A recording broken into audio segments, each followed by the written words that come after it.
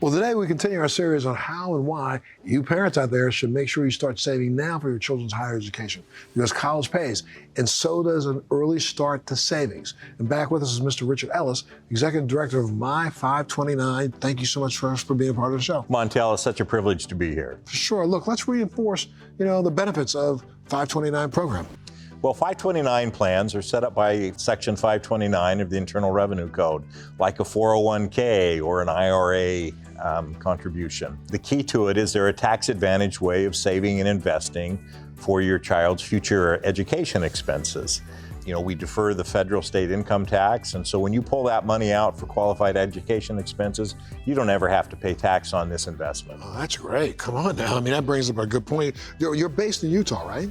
Correct. So you don't have to necessarily live in Utah to take advantage of this program, right? No, you don't have to live in Utah. In fact, we're a national plan that we cover all 50 states. We have account owners from there. We've been in business 25 years, $23 billion in assets, over 540,000 accounts. So we really have reached out to all parts of the United States. There seems to be some misconceptions about these types of plans. Tell us what some of those are. Yeah, lots of misconceptions. First one is people think if I invest in Utah's plan, my kid has to go to a college in Utah, and that's not correct. You can go to any institution that's eligible and qualified to receive federal financial aid, like Pell Grants or federal work-study programs. So that really opens the world up, and sometimes you can even go to foreign programs and be able to use your 529 plans there. Another misconception is, what if I have money left over at the end? I'm just going to lose it. Or if my kid decides not to go on to college, what happens to my money? These are pretty flexible accounts, so you can transfer those funds to another beneficiary, say it's another child, or transfer it down to a grandchild. As long as it's a family member, which is very broad, of that beneficiary, you can use it that way. Lots of places you can use that to continue that education. For me, I moved it down to my grandchildren. Another misconception, people think that this is a government program and it's insured by the government.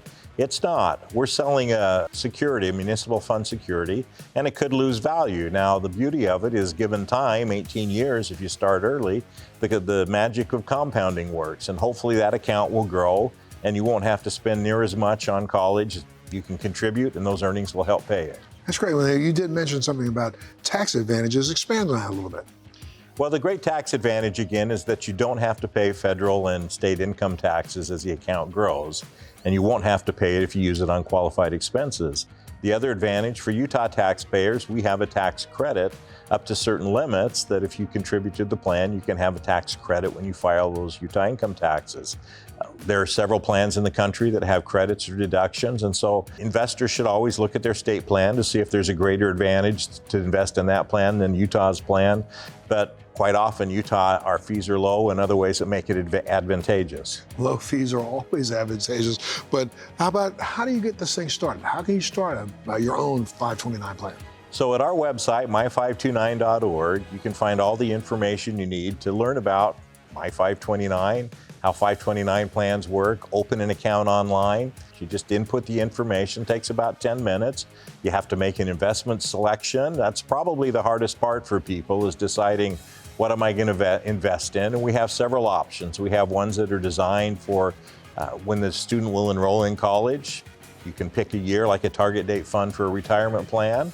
And we have ones that are just FDIC insured saving accounts. So we cover the whole spectrum investment options. That's great. Now, how can you make it grow? Growing's the key. What you want to do, the power and the magic of compounding plays to your advantage.